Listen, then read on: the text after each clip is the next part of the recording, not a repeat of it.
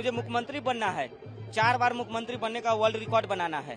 अब मुख्यमंत्री बनूंगा और पूरे विश्व में मेरा डंका बचेगा, पूरा मतलब वर्ल्ड रिकॉर्ड बनाऊंगा। काम नहीं करूंगा, खाली मुख्यमंत्री बन के रिकॉर्ड बनाऊंगा। देखिए हमने बहुत विकास किया है, 10 साल में हमने बहुत विकास किया है। देखिए जल घोटाला, शीश महल घोटाला, ये देखिए डीटीसी घोटाला, और ये यमुना घोटाला, और ये शराब घोटाला। तो हमारे इतना कोई काम कर नहीं सकता है।